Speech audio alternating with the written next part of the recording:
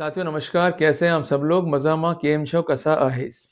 आप सबको जय श्री राम, जय बालाजी की, जय खाटू श्याम जी की। कई बार ऐसा होता है कि जब भी डिस्प्यूट होगा आपका और आपकी वाइफ का, तो वाइफ जो है पीयर जाके बैठ जाएगी और अल्टीमेटली आप पर केस कर देगी मेंटेनेंस का।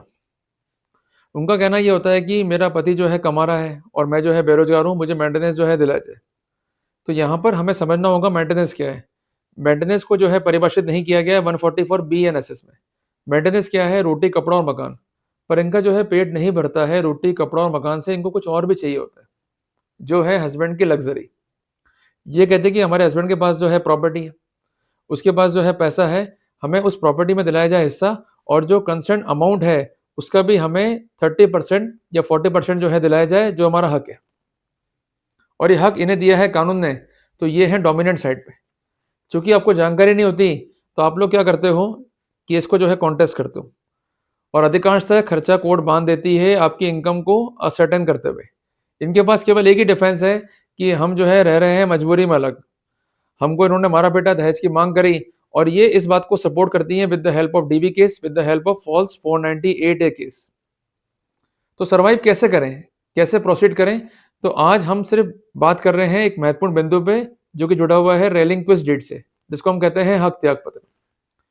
मैंने कई बार ये देखा है कि वाइफ के पास जो है प्रॉपर्टी है और उसने क्या करा, उस प्रॉपर्टी में हक त्याग दिया अपने भाई के नाम पे, या प्रॉपर्टी से अपना जो राइट है वो खत्म कर दिया और कंसर्न जो हक प्रॉपर्टी में वो दे दिया अपने भाई को, या प्रॉपर्टी को जो है डिस्पोज ऑफ कर दिया, और वो कोर्ट को ये शो करते कि मैं तो बेरोजगार हूँ, मेरे पास कुछ भी नहीं है। तो उस कॉन्टेक्स्ट में हम क्या कर सकते हैं और किस प्रकार एविडेंस को जो है रिकॉर्ड पर लेके आ सकते हैं? ये बेसिकली एक स्कैम है जिसमें उसके घर वाले भी शामिल होते हैं, आपकी वाइफ भी इस गेम में होती है मास्टरमाइंड। तो उसे कैसे एक्सपोज करें इंडियन कोर्ट्स के अंदर, ये आज के डिस्कस का विचारणीय बिंदु है।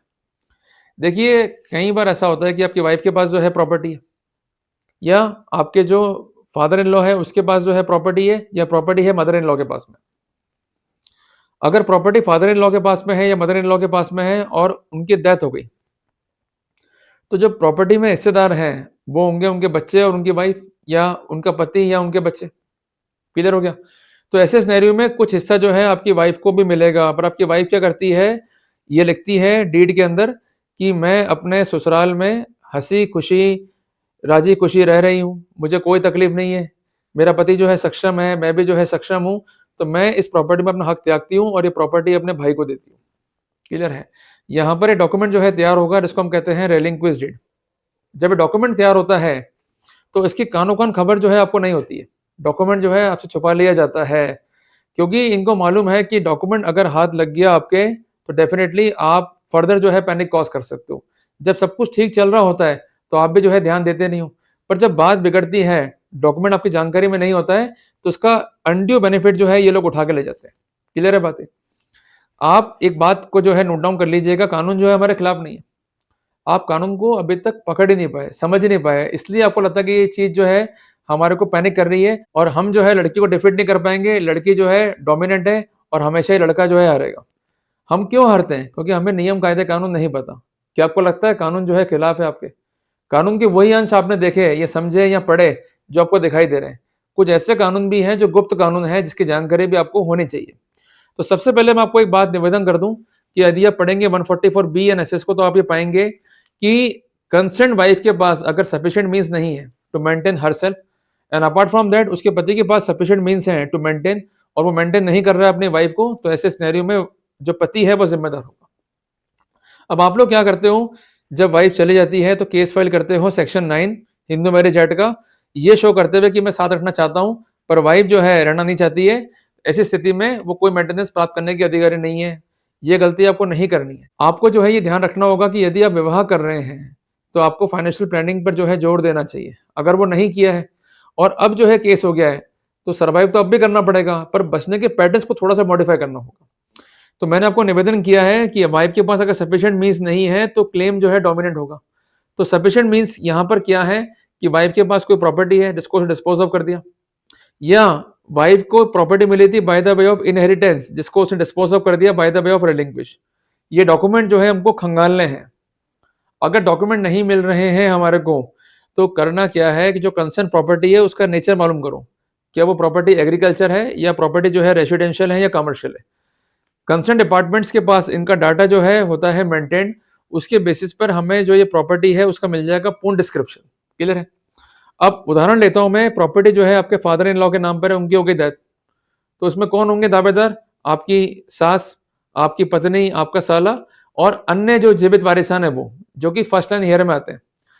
ऐसे सिनेरियो में जो हिस्सा आपकी वाइफ का था वो कहां चला गया, ये क्वेश्चन मार्क हो गया।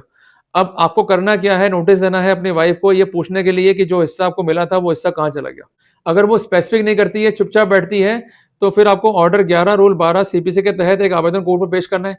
इसके अलावा आप सेक्शन 94 BEN-SS पे निर्भर कर सकते हैं कि ये डॉक्यूमेंट जो है वाइटल है उसको मंगवाया जाए विद स्पेसिफिकेशंस कि ये जो हिस्सा है वाइफ का वो कहां चला गया। मैंने कई बार देखा कि प्रॉपर्टी लाखों में, और आपकी वाइफ ने जो है हत्या कर दिया, और अब वो कोर्ट में आ गई कि मेरे पास जो है कोई साध्य नहीं है, मुझे जो है मेंटेनेंस दिलाया जाए, तो ये जो साध्य उसके पास था जो डिस्पोज ऑफ कर दिया उसने डेलिबरेटली, तो इसके बेसिस पर भी आप काउंटर क्लेम जो है स्टैब्लिश कर सकते हैं। क्लियर है बात ये। तो सबसे पहले हमें प्रॉपर्टी को आइडेंटिफाई करना है। नंबर 2, उसको नोटिस देना है डॉक्यूमेंट को देने के लिए। डॉक्यूमेंट नहीं दे रही है, हमें निर्भर करना है ऑर्डर 11 रूल 12 सीपीसी पे और धारा 94 BEN-SS पे। डॉक्यूमेंट बहुत वाइटल है, इसको मंगवाना पड़ेगा ताकि हम कोर्ट को शो कर सकें कि इसके पास 75 लाख रुपए या 50 लाख रुपए की प्रॉपर्टी थी जिसको डिस्पोज ऑफ कर दिया। अगर ये पैसा इसके पास में होता तो डेफिनेटली इसके पास सफिशिएंट मींस होते टू मेंटेन हर सेल्फ। इसने मींस को deliberately, intentionally, by having conspiracy with the brother और सिस्टर डिस्पोज ऑफ कर दिया। अल्टीमेटली मेरे ऊपर नाजायज क्लेम जो है क्रिएट किया जा रहा है। क्लियर है बात ये। तो कुल मिलाकर के इस तरह की स्थितियों को पैदा करके हम एक समुचित डिफेंस जो है रख पाएंगे। इसलिए बार बार मैं कहता हूं आपसे कि जहां लड़कियां गरीब घर की है शादी मत करो। अगर लड़की लेके आ रहे हो गरीब घर की तो वो आपका जीना हराम कर देगी, और बाद में उसे केस कर दिया आपके ऊपर तो उसके पास तो बहुत बढ़िया डिफेंस है कि मैं तो बेरोजगार हूं, मेरी हालत खराब हो रखी है, मैं क्या करूं। क्लियर है। अब आपके माइंड में होगा कि साहब रिलेशनशिप भी कुछ चीज तो होती है, पैसा जो है बड़ी चीज नहीं होती है।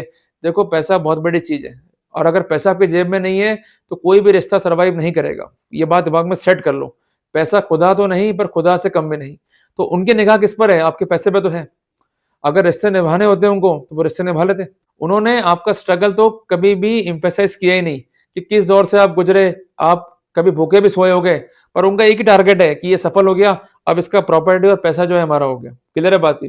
तो अगर वो लोग गंदी नीयत लेके बैठे हैं तो हमें भी एक्ट अपॉन करना होगा, और सर्वाइवल के हर रास्ते हमें ढूंढने होंगे जिसके बेसिस पे हम उन्हें जो है डिफीट कर सकें। तो उसका पहला रास्ता क्या है कि लड़की लाओ अमीर परिवार से, नंबर 1। दूसरी बात, उनके पास प्रॉपर्टियां होनी चाहिए। तीसरी बात, अगर प्रॉपर्टियां हैं तो वो प्रॉपर्टियां जाएंगी आपकी वाइफ के पास में भी। अगर वाइफ उस प्रॉपर्टी को डिस्पोज ऑफ कर रही है और जो उसका इक्विटेबल राइट था उसको सरेंडर कर रही है तो वहां हम बेनिफिट जो है ले सकते हैं। क्लियर है। पर अगर प्रॉपर्टी होगी नहीं तो ये डिफेंस कैसे लोगे आप? तो ये बहुत महत्वपूर्ण जानकारी है जिस पर हमको जो है वर्कआउट करना है। इसके अलावा एक चीज आप ध्यान रख लो कि आप जो भी खर्चे करते हो वाइफ पे उसके लिए अलग सेविंग खाता खोल के रखो, उससे जो है खर्चों को रूट करो। कोई भी पैसा अपने को इन-लॉ से अपने खाते में नहीं रहना है, आपको देना है पर लेना नहीं उनसे। क्लियर है। और वाइफ कहेगी भाई मुझे भूखा मार दिया, मुझको कुछ भी नहीं दिया, और ये आदमी जो है गलत किस्म का व्यक्ति है, और ये कुल मिलाकर के मुझे कमरे में बंद रखता है, मेरे जो मेंटेनेंस के सोर्सेस हैं इसको उसे बंद कर रखा है, मैं बड़ी मुश्किल से जीवन यापन कर पाई, और अब मेरी जो हेल्प है, मदद है, वो मेरे घर वाले कर रहे हैं। देखो छोटी सी बात ये कि सेविंग खाता आप खोलो, और उस सेविंग खाते में जो प्राइमरी होल्डर है वो होनी चाहिए आपकी वाइफ। किधर है। और सेकेंडरी होल्डर होने चाहिए आप। अब करना क्या है, आपके मेन खाते से आपको कुछ अमाउंट जो है ट्रांसफर करना है उस कंसर्न खाते में। पॉसिबल है चीज या नहीं है। और जो भी खर्चे वाइफ के हैं वो आप करते चलो, और उसको अकाउंट फॉर जो है करते चलो। इसके अलावा क्रेडिट कार्ड भी आप यहाँ पर यूज कर सकते हो to maintain the proper accounting. तो ये कुछ मेथड्स हैं जिसका हम उपयोग करके एक समुचित साक्ष्य को रख सकते हैं। बाद में क्या होता है, एविडेंस होती नहीं है, वाइफ के तमाम जो है आरोप होते हैं, फिर आप एविडेंस को जो है खंगालने बैठ जाते हो। तो फ्रॉम द इंसेप्शन हमें तैयारी रखनी पड़ेगी। अगर नहीं रखेंगे और उन्होंने जो है जंग छेड़ दी तो फिर हमको जो है डिफीट करना पड़ेगा। क्लियर है बात ये। तो हम गलत नहीं है, पर तैयारी ना करना, चुप बैठना, अन्याय सहना, शोषण सहना, ये भी तो गलत है। भाई गुरु गोविंद सिंह ने एक बात कही है ना कि जुर्म करना भी तो पाप है और जुर्म सहना उससे बड़ा पाप है। तो आप सोच लो कि आप जुर्म सह रहे हो केवल गलत सलत तरीकों से काम करते हुए।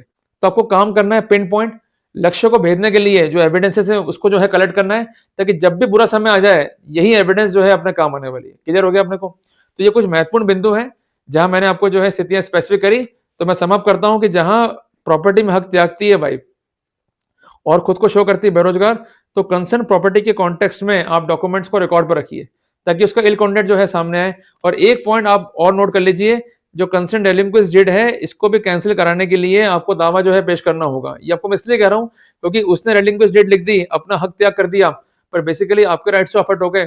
तो जो भी आपके राइट्स को अफेक्ट करने के डॉक्यूमेंट्स हैं या सिनेरियोज हैं या मटेरियल हैं, उनको भी टाइम से जो है चैलेंज कीजिए। अगर आप नहीं कर रहे हैं तो इसका नुकसान जो है अपने को खाना पड़ेगा। तो first of all we have to show the ill content, and apart from that regarding the restoration of property we have to work out, ताकि स्थितियों के मद्देनजर काउंटर क्लेम जो है प्रॉपर्ली स्टेब्लिश हो सके और जो हमारे राइट्स हैं वो अफेक्ट ना हो और हमें अनवारंटेड तरीके से गलत मेंटेनेंस का जो है शिकार ना होना पड़े। जल्दी मिलेंगे एक नए टॉपिक के साथ। टिल देन, जय हिंद, जय भारत।